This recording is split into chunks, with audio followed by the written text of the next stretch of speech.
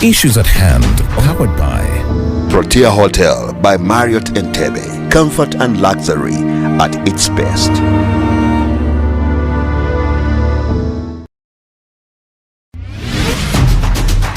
Issues at hand, powered by Protea Hotel by Marriott Entebbe. Comfort and luxury at its best.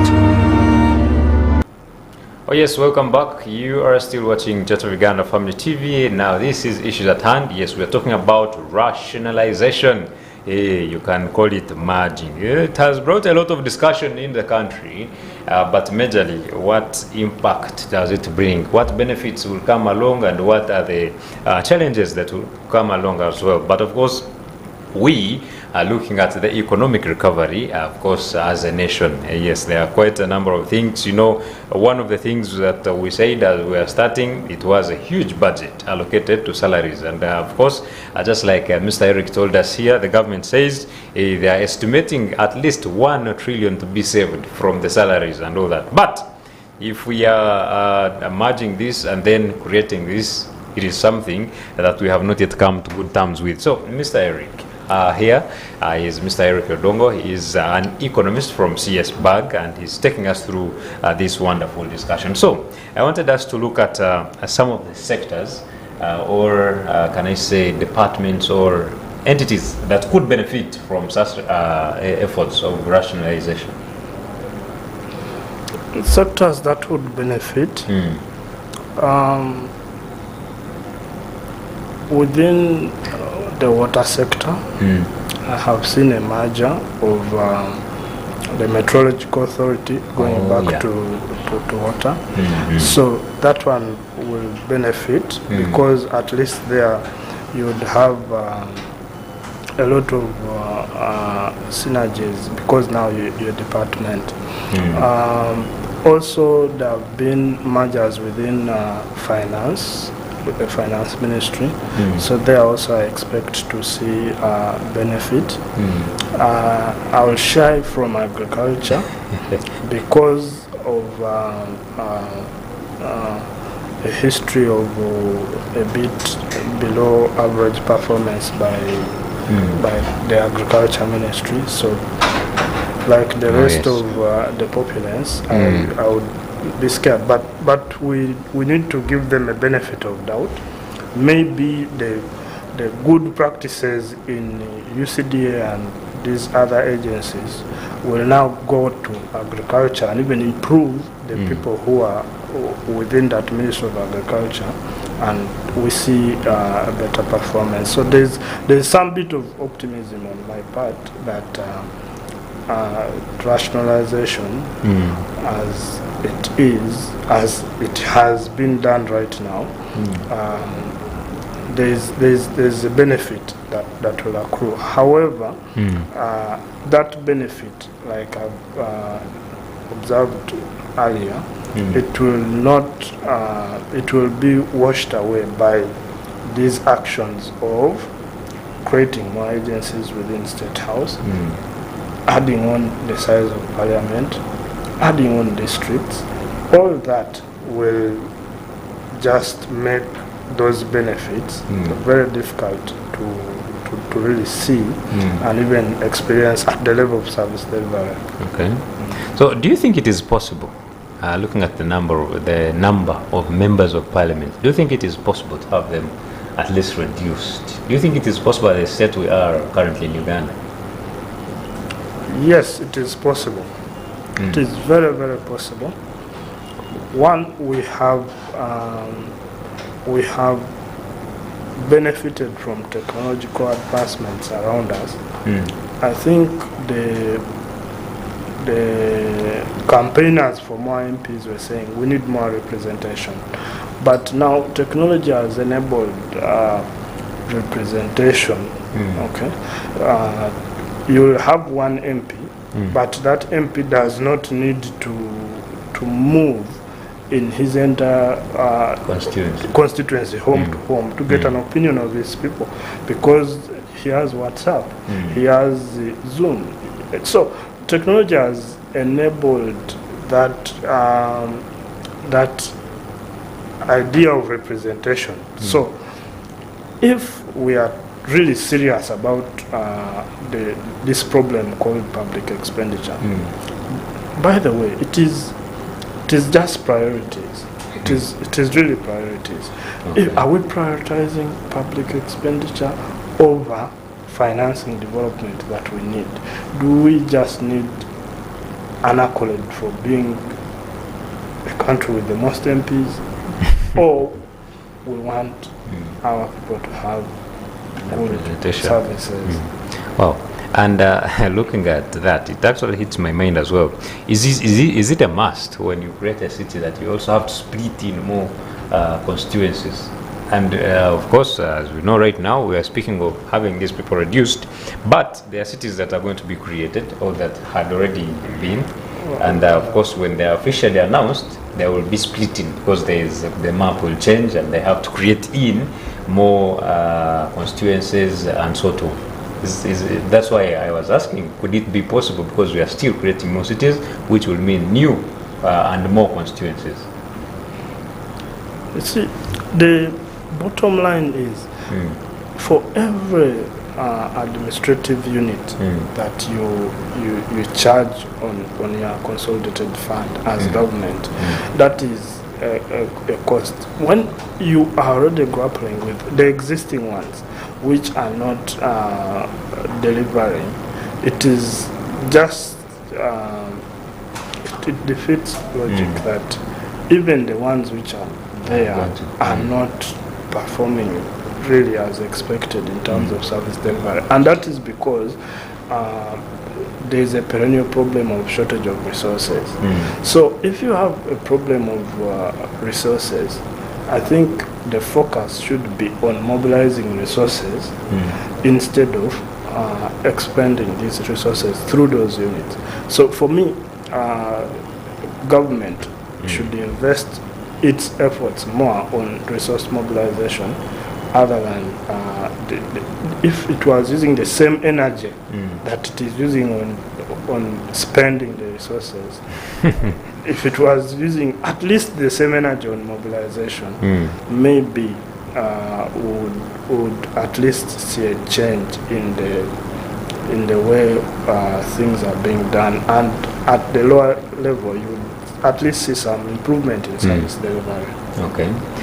Politics has taken course in every, mostly decision making. We're looking at rationalization in the country. What challenges do you think are hindering it? Why, if the discussion had been there for quite a time, why is it taking too long to have this achieved? Because we see today we're going to have this, and tomorrow they will tell us we have also merged this. Can't this be discussed at once? What do you think are the challenges that are hindering rationalization of these agencies and entities? I think in terms of politics, government on their part has demonstrated politically that you cannot frustrate rationalization. It has the test was through UCDA. You saw the coffee debate in Parliament. It passed without those issues that happened withstanding, but it passed. So UCDA is no more. So in terms of the cost of rationalization, I think we are looking at it from the after rationalization, because government has demonstrated capacity to rationalize. In fact, if the spirit of rationalization was really engulfing our government so much, you would see the president wake up and State House has less than a half of what it has now in terms of staff. So you do see the State House budget reduce significantly and go into supporting production. Okay. So in terms of, I don't think really on the side of government to rationalize, they are facing serious bottlenecks on their part, because this is something that even in terms of preparation they should have done it by now, because it has been an issue which the population has been talking about for some time now. So for example, now we are talking about reduce the units of State House. Then tomorrow, we begin seeing the politics around those units of State House, the lobbying and the rest. So it is within government's power. It has demonstrated that it can rationalize in the shortest time possible. It can. Wow, that's interesting. Now let's go back to you now. Yes. As the private side of it. Yes. How is, in this regard, let me center basically on CSBAG. Yes. What role do you think CSBAG is doing in helping or aiding, at least mediating something when it comes to the discussion about rationalization? As CSBAG, we started right from suggesting rationalization, okay, supporting rationalization, proposing a best mechanism for it to be done, which we have seen that it has not been followed to the letter. So that already gives us one action point to make sure that we continue making noise to government that we need this rationalization done in the right way. Then also we want to work together with the citizens to make sure that at least the citizens' voice is heard in this debate of rationalization. There are reports of sections of the population, especially again coffee, not knowing exactly what is the implication of this amendment to the lowest person down there. So there's a bit of a communication issue there, whereby as civil society, we shall have to work with the citizens to at least continue urging government that now that we have rationalized, let us, in the spirit of rationalization, go ahead and reduce the size of parliament, go ahead and reduce cabinet, go ahead and reduce these units in State House, go ahead and reduce on these administrative units that are continuing to increase public expenditure, so that at least the end is we have freed resources from public administration to finance development. Okay. Wow, that is interesting. And what is the public's contribution? For the public, we want to see an empowered citizen demanding for accountability from all levels of government, right from your LC1 to your MP, about these issues around rationalization and service delivery. Those are issues which are pertinent to the lowest citizen. So that demand for accountability is not something that you leave for another person. You cannot leave it to CSBAG alone. You cannot leave it to Auditor General alone. You cannot leave it to IGG alone. It is your responsibility. And even the Constitution of Uganda informs or prescribes your roles as a citizen of this country when it comes to such issues. So at that level, that is what, for me, I would expect from a citizen. Wow, very interesting. From Mr. Eric Odongo, who is an economist at CSBAG. Of course, him taking us through this interesting discussion about rationalization and the impact or implications. But of course, we are looking at the economic recovery, looking at the huge sums, those huge sums that go to their side. Those who have been heading those who have been in the leadership of these agencies and units and whatever, if they are merged, then we shall have good money reserved, close to 1 trillion, of course, from salaries and all that. So, as we wind up, I would request that you give us your last shots as we see how to get up, because time has really caught us. My closing remarks as a civil society, We will continue to urge government that yes, we support rationalization, but the way it has been done is not as it is supposed to be done. We have seen that the benefits of rationalization may not accrue to the country as initially envisaged. So, as civil society, we continue to urge government that please redo the way rationalization is being executed and purpose to cut down expenditure with very visible outcomes. If it is reducing MPs, let it begin with the 2026 election. Don't say we shall reduce in 2031. If it is reducing on public administrative units, you begin now that those we had proposed, we are sorry we cannot continue.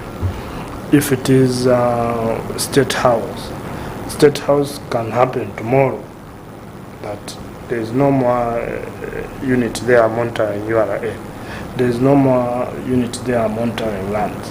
There is no more units there monitoring health, because they are all existing systems which the taxpayer is paying through the normal budget to make sure that those functions are done. So it should be in the interest of government that these other units are made efficient, even in their state. Wow. Thank you so much. It has been quite interesting from the Economist here with us. Of course, you have really heard he has managed to break down everything to the extent of your understanding and mine as well. So it is important. Yes, the plea there, you've heard it. The government, the plea